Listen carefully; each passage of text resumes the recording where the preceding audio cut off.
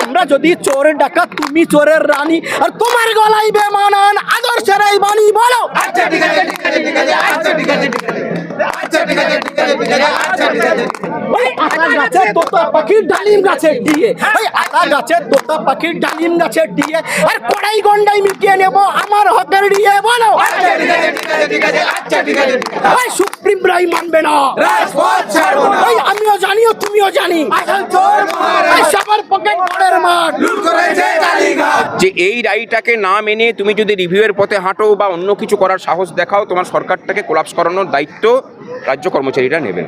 Immediate মানে immediate যদি এখনই না দেওয়া হয়, যদি না দেন, তাহলে আমরা এই রাজ্যটাকে অচল করে দেওয়ার পক্ষে যা যা করণীয় তাই করবো। তো আমরা উনার সমস্ত চক্রান্তের বেড়াজাল ছিন্ন ভিন্ন করে দেব। আমরা আমাদের হকের দাবি আমরা অবিলম্বে ওনাকে দিতে হবে। সর্বোচ্চ আদালত হচ্ছে সুপ্রিম কোর্ট, সেখানকারও ডিভিশন বেঞ্চ রায় দিয়েছে, তারপরেও তার লিগাল সেলফ উনি কি মানে মানে ইন্টারন্যাশনাল কোর্ট অফ জাস্টিসের থেকে ওপরে? কিন্তু যে কোনো গভর্নমেন্ট আসুক না কেন, আগামী এপ্রিলের পরে থেকেই আমাদের এই ডিএ দিতে বাধ্য হবে। যারা প্রকৃত শ্রম করছে, শ্রমজীবী মানুষ, যারা খেটে খাওয়া মানুষ, তাদেরকে প্রতারণা করে তাদের উপর বুলডোজার চালিয়ে সরকার তাদের নিজেদের অস্তিত্ব টিকে রাখে। মমতা ব্যানার্জি নিজেই নিজেকে বিশ্বাস করেন না, তা আমরা কি আর বিশ্বাস দেখাবো? রাজ্য সরকারের যদি আর্থিক সম্মতি না থাকে, তাহলে এত দান খয়রাতি তারা করছে কোথা থেকে, কোন খাত থেকে তারা টাকাগুলো ওখানে ঢোকাচ্ছে? যে উনার কাছে টাকা রয়েছে, কোষাগারে টাকা আছে, উনাকে এই বকেয়া 25% অবিলম্বে দিতে হবে। সেই দলের মূল ভিত্তি হচ্ছে মদ এবং আগামী ভবিষ্যৎ হচ্ছে লটারি। সংবিধান মানবেন না যখন উনি গদি ছেড়ে চলে যান, কে থেকে বারণ করেছে?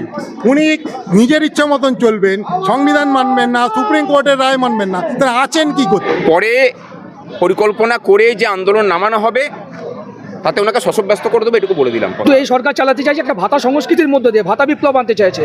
এতে সস্তায় কিছু ভোট ব্যাংককে হয়তো অর্জন করা যায়, কিন্তু দীর্ঘমেয়াদী যদি ভাবি এই রাজ্যটা একটি অন্ধকারে ডুবে যাচ্ছে। অর্থাৎ আমাদের এই 40% মহার্ঘ ভাতা সরকার যদি এখন মিটিয়ে দেয়, অন্তত পক্ষে 240 থেকে 50 টাকা যারা দৈনিক মজুরির ভিত্তিতে নিযুক্ত তাদের প্রতিদিনের বেতন বৃদ্ধি পাবে। যে ডিএটা যদি কাটমানির একটা অংশ থাকতো, তাহলে হয়তো আমরা ডিএটা পেতাম। আর উনি যদি না দেন, ওনাকে কি করে দেওয়াতে হয় সংগ্রামী যৌথ মঞ্চ সেটা দেখে নেবে। আমরা জানি সরকারের যথেষ্ট পরিমাণ টাকা রয়েছে, সরকারের যেটা নেই সেটা হচ্ছে সদিচ্ছা। এইসব ক্যাশ টু স্কিমের যেসব যোজনা, সেখান থেকে ভয়ানক পরিমাণ দুর্নীতি হয়, সেখান থেকে কাটমানি বের হয়।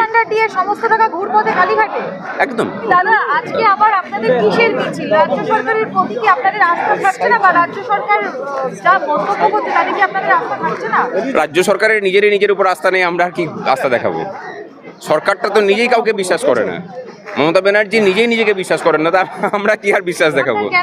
আমাদের বলার বক্তব্য একটাই, যে 25% ইমিডিয়েটলি দেওয়ার কথা বলা হয়েছিল। এই 25% দিতে 11,000+ কোটি টাকার খরচা আছে, অথচ অন্তর্বর্তী বাজেটে তার কোনো প্রভিশন নেই। তাহলে ইমপ্লিমেন্ট যে উনি করতে চান না, সেটা মোটামুটি পরিষ্কার করে দিয়েছেন। এই পরিস্থিতিতে আমরা পথে নেমেছি রাজ্য সরকারকে এটা জানান দেওয়ার জন্য যে এই রায়টাকে না মেনে তুমি যদি রিভিউয়ের পথে হাঁটো বা অন্য কিছু করার সাহস দেখাও, তোমার সরকারটাকে কোলাপস করানোর দায়িত্ব রাজ্য কর্মচারীরা নেবেন। আজকে একদিনের নোটিশে এই মিছিল সংগঠিত হচ্ছে, পরে পরিকল্পনা করে যে আন্দোলন নামানো হবে তাতে ওনাকে শশব্যস্ত করে দেবো, এটুকু বলে দিলাম কথা। কিন্তু সেই জায়গায় দাঁড়িয়ে মুখ্যমন্ত্রী তো লক্ষ্মী ভান্ডার নিয়ে দেখলো, বললো যে একবারে মার্চ থেকে পাওয়া যাবে। কই আপনাদের বিয়ের কথা তো বললো না যে 400। আচ্ছা, লক্ষ্মী ভাণ্ডারে মানে কতজনকে মানে লক্ষ্মী ভাণ্ডার দেওয়া হয়, তাদের নাম, তাদের ঠিকানা, তাদের অ্যাকাউন্ট নাম্বার, তাদের আধার কার্ড নাম্বার, আর কতজন অ্যাকচুয়ালি পাচ্ছেন তার কোনো তথ্য কারো কাছে আছে? নেই। কারণ অন্ততপক্ষে 25% ওখানে ফলস নাম ঢোকানো আছে এবং সেই টাকাটা অন্য জায়গাতে চলে যাচ্ছে। এইসব ক্যাশ টু স্কিমের যেসব যোজনা, সেখান থেকে ভয়ানক পরিমাণ দুর্নীতি হয়, সেখান থেকে কাটমানি বের হয়। সমস্ত টাকা ঘুরপথে কালীঘাটে। একদম, এটা নিয়ে কোনো সন্দেহ আছে না। আপনাদের কি মনে হয় মুখ্যমন্ত্রী 31শে মার্চের মধ্যে যে সুপ্রিম কোর্টে নির্দেশ দিয়েছে, সেই নির্দেশ অনুযায়ী তিনি দিয়ে দেবেন? না, 31শে মার্চ হচ্ছে 75%-এর বকেয়া মানে প্রথম মিটিয়ে দেওয়ার কথা বলা হয়েছে, সেটা হচ্ছে ইমিডিয়েট। 25% যেটা বলেছেন সেটা ইমিডিয়েট কথার অর্থ আপনারাও জানেন, এক্ষুনি দিতে হবে।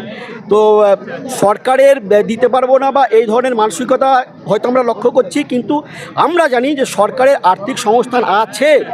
সরকার সরকারি কর্মচারীদেরকে নিয়ে টালবাহানা করছেন। উনি এর আগে সরকারি কর্মচারীদেরকে সার্মের সঙ্গে তুলনা করেছেন, কিন্তু আমরা উনার সমস্ত চক্রান্তের বেড়াজাল ছিন্ন ভিন্ন করে দেব। আমরা আমাদের হকের দাবি আমরা অবিলম্বে ওনাকে দিতে হবে, এই বার্তা দিতেই আজকে আমাদের এই পথে নামা। দিতে পারবেন? অবশ্যই দিতে পারবেন, কারণ উনার যে আর্থিক অসঙ্গতি আছে এটা উনি শ্বেতপত্র দিয়ে প্রকাশ করুন। তাছাড়া আপনারা জেনে থাকবেন যে এই বেতন বাবদ সরকারি কর্মচারীদের টাকা দেওয়া হয়, তার 60% কেন্দ্রের বরাদ্দ। সেই টাকাটা কেন্দ্রের কাছ থেকে উনি নিয়েছেন, পেয়ে গেছেন। সেই টাকাটা উনি কোথায় রেখেছেন, চুরি করেছেন না ডাকাতি করেছেন উনি ভালো জানেন। কিন্তু আমরা জানি যে উনার কাছে টাকা রয়েছে, কোষাগারের টাকা আছে, উনাকে এই বকেয়া 25% অবিলম্বে দিতে হবেই, না দিয়ে কোনো উপায় নেই। আমরা বিশ্বাস করি ওনার ক্ষমতা আছে, আর উনি যদি না দেন ওনাকে কি করে দেওয়াতে হয় সংগ্রামী যৌথ মঞ্চ সেটা দেখে নিন। আপনারা রাজ্য সরকারেরই কর্মচারী, মুখ্যমন্ত্রী যেমনটা সুপ্রিম কোর্ট যেমন নির্দেশ দিয়েছে যে এক্ষুনি দিয়ে বকেয়া সেটা মিটিয়ে দিতে হবে, উনি ওনার নিজের খেয়ালে ব্যস্ত, মানে উনি ওনার ভোট বৈতরণী পার করার জন্য যা যা করণীয় সেটা উনি করছেন, যেটা উনি প্রথম থেকেই করে আসছেন, দান খয়রাতি করে আসছেন। সুপ্রিম কোর্ট যেটা বলেছে, সুপ্রিম কোর্টে ওনার আইনজীবীরা বলেছিলেন যে আমাদের আর্থিক সংস্থান নেই, কিন্তু সেখানে বিচারপতি দ্বয়ের প্রশ্নের মুখে ওনাদের পড়তে হয়েছিল ওনাদের আইনজীবীদের যে রাজ্য সরকারের যদি আর্থিক সম্মতি না থাকে তাহলে এত দান খয়রাতি তারা করছে কোথা থেকে, কোন খাত থেকে তারা টাকাগুলো ওখানে ঢোকাচ্ছে। তো আমরা সরকারি কর্মচারী, এই সরকারের প্রত্যেকটা প্রকল্পের বাস্তবায়ন আমরা করি। সরকারের কত টাকা পয়সা আছে না আছে, সরকার কোনভাবে কোন খাতে কোন টাকা খরচা করছে, আমরা সমস্তটাই আমাদের নখদর্পণে। আমরা জানি সরকারের যথেষ্ট পরিমাণ টাকা রয়েছে, সরকারের যেটা নেই সেটা হচ্ছে সদিচ্ছা, সরকারের সদিচ্ছার অভাব এবং কর্মচারীদের প্রতি একটা অবহেলা। একদমই তাই, আমরা আস্থা রাখতে পারছি না বলতে আমরা যেদিন 5 তারিখে যেদিনকে রায় বেরোলো সেদিনকেই বাজেট ঘোষণা হলো, সেখানে বাজেটে উনি কিন্তু এই ব্যাপারে কোনো কথাই বললেন না। যখন রায় হয়ে গেল ইমিডিয়েট দিতে হবে, তারপরেও বাজেটে যখন এই ব্যাপারে কোনো শব্দ তিনি খরচ করলেন না, তখনই বোঝা যায় যে তার কোনো সদিচ্ছার ওপর এখনও নেই, তার এই যে হেলদোল নেই, সেইটা যাতে করে টালবাহানা যাতে করে না উনি করতে পারেন, সেই চাপ সৃষ্টি করার জন্য আমরা আজ থেকে সর্বাত্মক লড়াইয়ে নেমেছি। এবং ইমিডিয়েট যদি এখনই না দেওয়া হয়, যদি না দেন, তাহলে আমরা এই রাজ্যটাকে অচল করে দেওয়ার পক্ষে যা যা করণীয় তাই করবো। দাদা, আপনারা তো রাজ্য সরকারেরই কর্মচারী, তারপরেও রাজ্য সরকারের প্রতি আপনাদের কোনো আস্থা নেই, আজকে আপনারা আবার মিছিল করছেন। আপনাদের তো ওই রায় বেরোনোর 3-4 ঘন্টার মধ্যেই মাননীয় একটা প্রেস কনফারেন্স করে বলেছেন যে আমার লিগ্যাল সেল ওটা রিভিউ করে দেবে। মানে ভারতবর্ষের সর্বোচ্চ আদালত হচ্ছে সুপ্রিম কোর্ট, সেখানকারও ডিভিশন বেঞ্চ রায় দিয়েছে, তারপরেও তার লিগ্যাল সেল উনি কি মানে ইন্টারন্যাশনাল কোর্ট অফ জাস্টিসের থেকে ওপরেই, মানে বিষয়টা বোঝা গেল না। মানে উনি সুপ্রিম কোর্টের রায়কে আবার উনি বিচার করবেন, ওনার লিগ্যাল সেল বিচার করে দেখে তা মানে বাঁদরামিটা যে কোন জায়গায় গিয়ে পৌঁছেছে, উনি সুপ্রিম কোর্ট মানবেন না, সংবিধান মানবেন না, কোনো কিছুই মানবেন না। তাহলে কনস্টিটিউশনের প্রতি দায়বদ্ধতা থেকে ওত নিয়ে কেন উনি বসেছিলেন? উনি চলে গেলেই পারেন তো, উনি চলে যান। সংবিধান মানবেন না যখন উনি গদি ছেড়ে চলে যান, কে তাকে বারণ করেছে? উনি নিজের ইচ্ছা মতন চলবেন, সংবিধান মানবেন না, সুপ্রিম কোর্টের রায় মানবেন না, তারা আছেন কি করতে? এটাই তো বুঝতে পারি না। রাজ্য সরকারের প্রতি কি আপনার আস্থা, মানে আপনাদের কি আস্থা থাকছে না? কারণ রাজ্য সরকার সুপ্রিম কোর্টের রায়ে সুপ্রিম কোর্টকে খুব একটা তোয়াক্কা করেছে, তার পাস্ট রেকর্ড থেকে কিন্তু বোঝা যাচ্ছে না, তাই কি আপনারা আবারও আজকে রাস্তায়? আমরা রাস্তায় নেমেছি এই কারণে, আমরা চাই যত শীঘ্র সম্ভব রাজ্য সরকারের শুভবুদ্ধির উদয় হোক এবং আমাদের যেটা কর্মচারীদের ন্যায্য দাবি, সেই ন্যায্য দাবি সরকার মেনে নিক। কারণ রাজ্য সরকার উন্নয়নের পাঁচালি ছাপিয়ে রাজ্যের বিভিন্ন বিশিষ্ট জনদের কাছে পৌঁছে দিচ্ছে, একই সাথে লক্ষ্মী এলো ঘরে ডকুমেন্টারি বানিয়ে রাজ্য সরকারের উন্নয়নের প্রচার করছে। তো সেই লক্ষ্মী রাজ্যের যারা মানে পেনশনার, তারা তো শুধুমাত্র পেনশনের টাকায় বেঁচে থাকেন, তারা এই দ্রব্যমূল্যর বাজারে নিজেদের বেঁচে থাকার জন্য যে ন্যূনতম চিকিৎসা খরচ, সেই চিকিৎসা খরচটাও মানে তারা জোগাড় করতে পারছেন না। তাদের ঘরেও যাতে লক্ষ্মী আসে, সেই জন্য সরকারের শুভবুদ্ধির উদয় ঘটানোর জন্য আমরা তাড়াতাড়ি রাস্তায় নেমেছি, যাতে সরকার আর বিন্দুমাত্র কালক্ষেপ না করে আমাদের যেটা ন্যায্য দাবি আছে সেই দাবিটা মিটিয়ে দেয়। সরকার লক্ষ্মী ভান্ডারের ক্ষেত্রে বললো যে লক্ষ্মী ভান্ডার ইমিডিয়েট করতে হবে, আপনাদের দিয়ে সুপ্রিম কোর্টের এত বড় রায়, তাও মুখ্যমন্ত্রীর একটাও শব্দ বের হলো না এই দিয়ে প্রসঙ্গে। আমরা আশা করছি যে রাজ্য সরকারের শুভবুদ্ধির উদয় হবে, কারণ একই সাথে এই বিষয়টাও দেখতে হবে যে বেতন কিন্তু সরকারি কর্মচারীদের বাড়লে যেটা হয়, 1% মহার্ঘ ভাতা বাড়লে 6 টাকা 32 বা 33 পয়সা হচ্ছে বেতন বৃদ্ধি হয়। যারা মানে দৈনিক মজুরির ভিত্তিতে নিযুক্ত, তাদের যা ন্যূনতম বেতন আছে সেই বেতনে, অর্থাৎ আমাদের এই 40% মহার্ঘ ভাতা সরকার যদি এখন মিটিয়ে দেয়, অন্তত পক্ষে 240 থেকে 50 টাকা যারা দৈনিক মজুরির ভিত্তিতে নিযুক্ত তাদের প্রতিদিনের বেতন বৃদ্ধি পাবে। অর্থাৎ এই টাকাটা যে সরকার আমাদেরকে প্রদান করছে না, একই ফলে কিন্তু রাজ্য সস্তা শ্রমের বাজারে পরিণত হয়েছে, যার ফলে এত হাজার হাজার পরিযায়ী শ্রমিক হিসেবে বিভিন্ন রাজ্যে মানুষ চলে যাচ্ছেন। তারা যাতে রাজ্যে ফিরে আসতে পারেন এবং নিজের পরিবারের সাথে থাকতে পারেন, সেই জন্য আমরা রাজ্য সরকারের কাছে অবিলম্বে দাবি জানাচ্ছি যাতে তারা এই মহার্ঘ ভাতা প্রদান করেন। এর ফলে এই যে সস্তা শ্রমের বাজার রাজ্য পরিণত হয়েছে, এ থেকেও কিন্তু একটা মুক্তি সম্ভব। বলছি দাদা, রাজ্য সরকার যে বারংবার বলে দিয়ে দিতে গেলে আমাদের সরকারের মেরুদণ্ড ভেঙে যাবে, ব্যাকবোন ভেঙে যাবে। না, রাজ্য সরকার যে বলছে দিয়ে দিতে গেলে মেরুদণ্ড ভেঙে যাবে, অথচ রাজ্য সরকার বলছে যে আমাদের তার কোষাগার উন্নয়ন হয়েছে, তাদের আর্থিক অবস্থা ফিরেছে। বারবার দ্বিচারিতা করছে সরকার।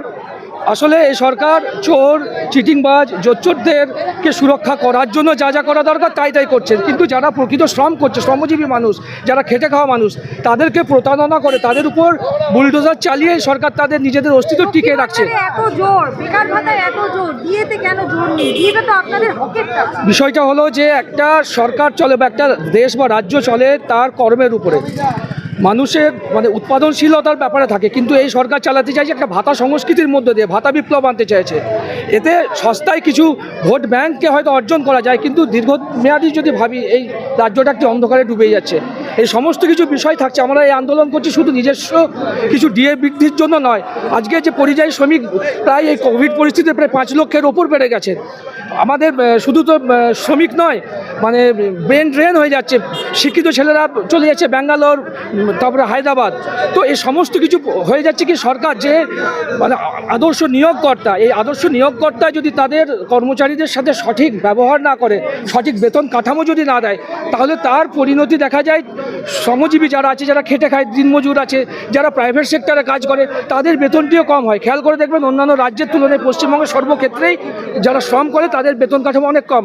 এর একমাত্র কারণ এই সরকার তার নিজস্ব কর্মচারীদেরকে প্রতারিত করতে চাইছে দীর্ঘদিন ধরে। কি বলবেন দাদা, রাজ্য সরকারের প্রতি কি আপনাদের আস্থা নেই? কারণ রাজ্য সরকারের তো সংকট হয়েছে, সুপ্রিম কোর্ট অবমাননা। দেখুন, আমার মনে হয় যে ডিএটা যদি কাটমানির একটা অংশ থাকতো তাহলে হয়তো আমরা ডিএটা পেতাম। যেহেতু ডিএতে কোনো কাটমানি নেই এবং সরাসরি সেই ডিএটা আমাদের অ্যাকাউন্টে পৌঁছায়, তাই হয়তো কাটমানিটা না থাকার কারণে আমরা ডিএটা পাচ্ছি না। আর সর্বোপরি যে দলের প্রতিনিধিত্ব করে মাননীয় মুখ্যমন্ত্রী, আজকের মুখ্যমন্ত্রী হয়েছেন, 3 বারের চিফ মিনিস্টার হয়েছেন, সেই দলের মূল ভিত্তি হচ্ছে মদ এবং আগামী ভবিষ্যৎ হচ্ছে লটারি। তো নিয়ে মুখ্যমন্ত্রী বললেন যে দিয়ে দেবো যত তাড়াতাড়ি সম্ভব, দিয়ে নিয়ে সেরকম তৎপর নন মুখ্যমন্ত্রী। দেখুন, ডিএ নিয়ে তৎপরতা উনি রয়েছেন কি না নেই, কোর্টের রায় পরিষ্কার হয়েছেন। উনি এক সময় আমাদেরকে ঘেউ ঘেউ করতে বলেছেন, মেয়েদের সাথে তুলনা করে এক সময় ঘেউ ঘেউ করেছেন, বলেছেন সারা মেয়েদের সাথে তুলনা করেছেন। তারপরেও আমরা দাঁড়িয়ে প্রতিবাদ করেছি। আমরা জানি আমাদের দাবি এটা ন্যায্য দাবি, হকের দাবি। তাই ডিএতে কাটমানি না থাকার কারণে হয়তো আমরা আজকে ডিএটা পাচ্ছি না, কিন্তু যে কোনো গভর্নমেন্ট আসুক না কেন, আগামী এপ্রিলের পরে থেকেই আমাদের এই ডিএ দিতে বাধ্য হবেন। কারণ পরবর্তীকালে হয়তো কিউরেটিভ হবে কিংবা রিভিউ পিটিশন দাখিল করা হবে। সময়টা কিল করতে পারেন, কিন্তু অধিকার ছিনিয়ে নিতে পারে না। আমাদের কনভেনার বলেছেন যে অধিকার ছিনিয়ে নিতে হলে রাজপথে দাঁড়াতে হয় এবং অধিকার ছিনিয়ে নিতে গেলে রাস্তায় দাঁড়িয়ে প্রতিবাদ করতে হয়। শুধু ন্যায় বিচার পাইয়ে দেওয়ার দায়িত্ব আইনের। আইন থেকে আমরা আইনি সহযোগিতা পেয়েছি, আইনের লড়াই আমরা জয়লাভ করেছি, কিন্তু লড়াই প্রতিষ্ঠা করতে হলে পথে নামতে হবে।